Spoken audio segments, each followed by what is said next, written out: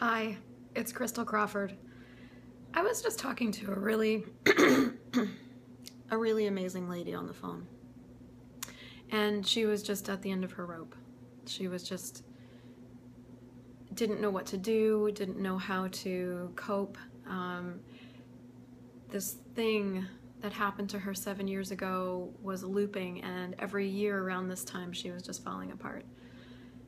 And I was thinking today that it's really, I've gone through so much change in this past year that it's been really easy, thank God, easy for me to forget about, the story and the stuff that I struggled with prior to this year. But I've only been on this journey with these access tools for a year. It's the end of November 2014. I started my access journey in 2013.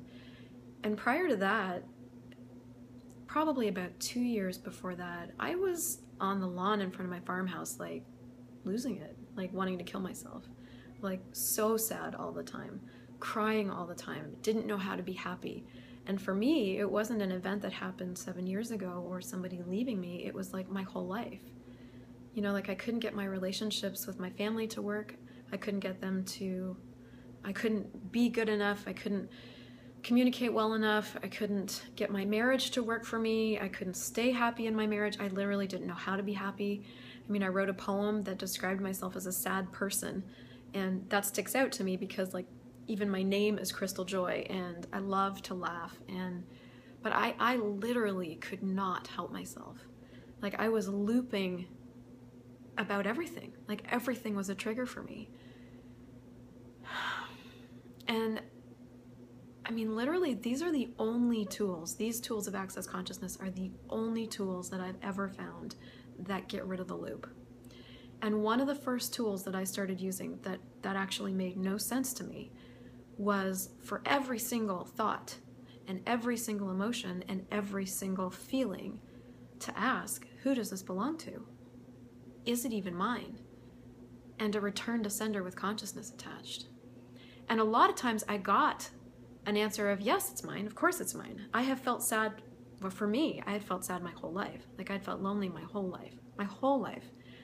I had no positive memories of my childhood. And so sometimes I got yes.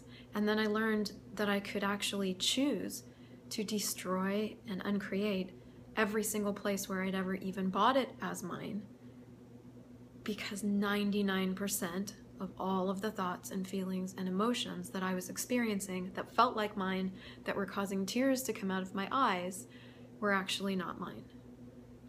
And it took me a while with this tool, to start really experiencing some results, because I had thoughts, feelings, and emotions all the time. That's how I functioned. That's what I wrote poetry from. That's what I wrote journals from. That's how I functioned in the world.